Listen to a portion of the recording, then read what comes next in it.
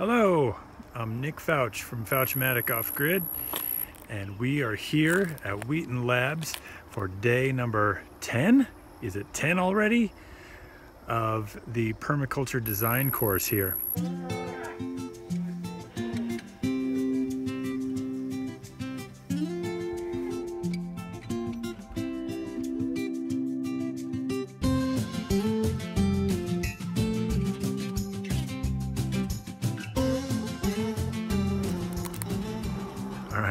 I apologize for the loud bugs behind me, but we generally shoot these videos around dusk.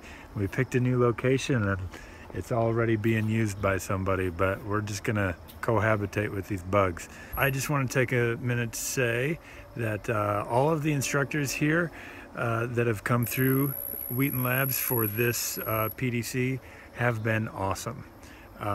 Tim Barker has been amazing as far as helping us to sort of put it in context and have a method to move forward with all of the information that's being thrown at us. He's been great. All the other instructors that have come through, being able to soak up their expertise has been super duper, and it's what I came here for. So that is paying off big time. Today we continued with Joseph and Jacqueline Freeman. They have a biodynamic farm in the Pacific Northwest, and they were able to talk about their experience with a lot of other animals. So today was a big animal day, which is great because that is going to be one of the focuses on our homestead as well. This morning we are going to do animal husbandry, and we're going to filter down till later in the day when we're going to talk more intensely about honeybees. Most of what they have learned through firsthand experience, and by observing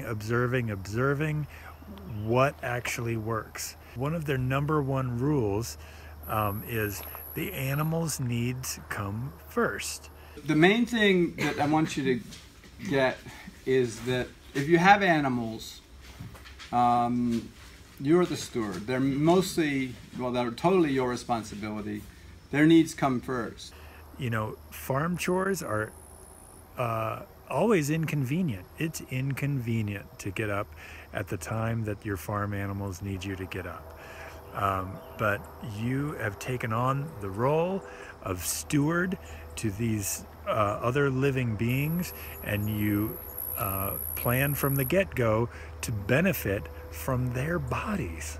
So you owe it to them and you owe it to yourself to treat them well. And what they've observed in doing this is that the outcome is better. The better you treat them, the healthier the product you'll produce. It's just better. Things taste better. The work is easier. There's not as many problems that you have to chase down. And you just feel better about it because you have happy, healthy animals, and that contributes to your own health. You owe it to yourself to put the animals' needs first. What you? You're just playing. It's like they got horns, boom, there's your... You hear me talk about them putting their animals' needs first. That is not the same as coddling their animals. They have a specific rule of no coddling, because you still have to establish dominance and be the one in charge of that animal. You have to be smarter than your animals. And all that means is you're the one with the plan, and you know what needs done.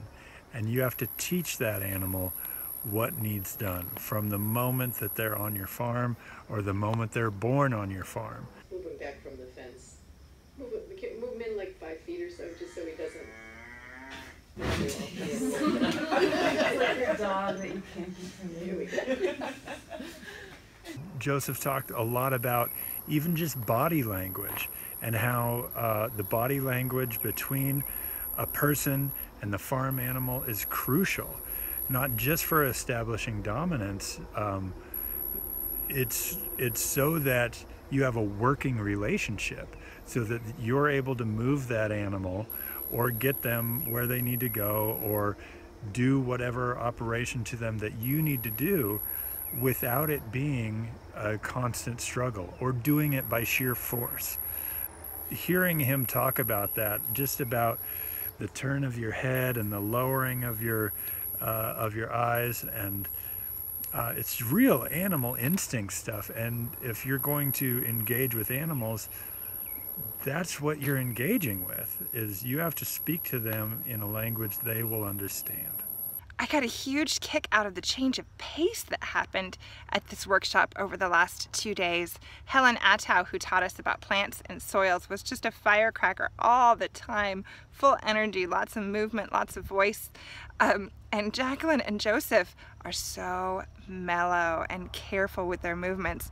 I kind of felt like I was the bee or the cattle that were being tamed. So listening to them talk, of course, you know, listening to any of these instructors talk, it's really hard for me not to think about our homestead and what I might do differently when I get home. And I think that moving forward with our animal systems, I think some things will definitely change. Things that will just make it easier for us to do the work that needs done, make it a little happier environment for our animals.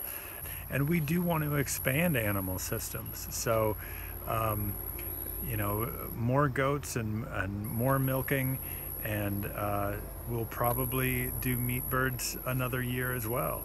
So it's just really good to hear people with a lot of experience, you know, first-hand experience, tell us how those things can be done really well.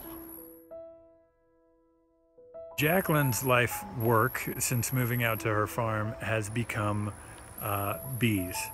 And she has some really awesome, interesting methods that she employs with bees.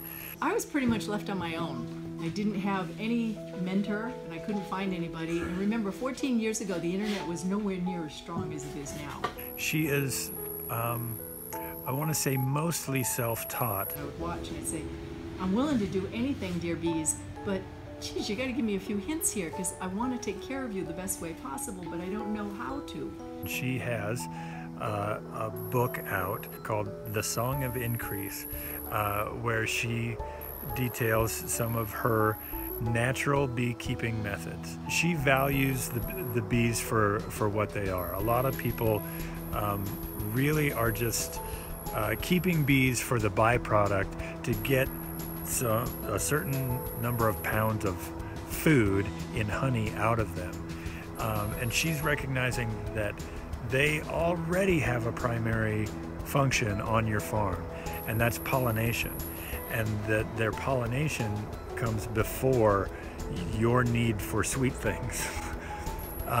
So she has some hives that she manages where she never takes anything out of them. She has some hives in logs, in hollow logs, that she can't even get into. So she's really working to create these you know, semi-natural habitats for the bees so that they can serve their primary function. She also does harvest honey, and she gave us the opportunity to taste a lot of different honeys that were all produced from different plants, and that was awesome. The range of tastes along that table was amazing. The marshmallows from Lucky Charms. Just the little, I don't even want to say nuances that were in each one. They were wildly different. It goes way beyond just the honey that you see in the grocery store. The things that can be done with these awesome little pollinators are kind of limitless. So one of the optional breakout sessions today was a special guest. Her name is Jessica. She came with 5 rabbits and showed us how to humanely butcher these rabbits. We're not going to show you that because not everybody enjoys watching that, and that's why it was optional here as well. But the people in our family who were most interested was our kids. So Sadie's eyes were glued to it, apparently, pretty much the entire time, and she seemed entirely fine with it. We've got just a few more days here at the permaculture design course, and I'm still super excited. Our design project is it's starting to gel a little bit. We're getting over sort of the initial how do we start sort of question, and we have a lot of ideas flowing, and we just need to sort of find the time to get it down on paper. It reminds me a little bit of college design courses, and I feel an all-nighter coming on. But that's probably optional as well.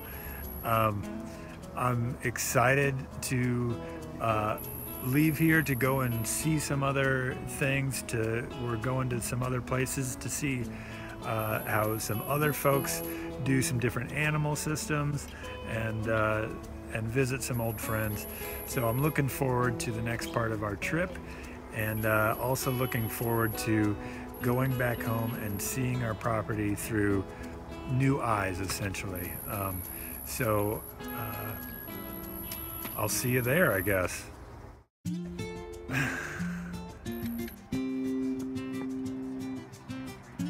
Right. Those bugs are kind of loud. Are you worried about that? I don't know. Okay. I'm Nick Fouch. Thanks for watching.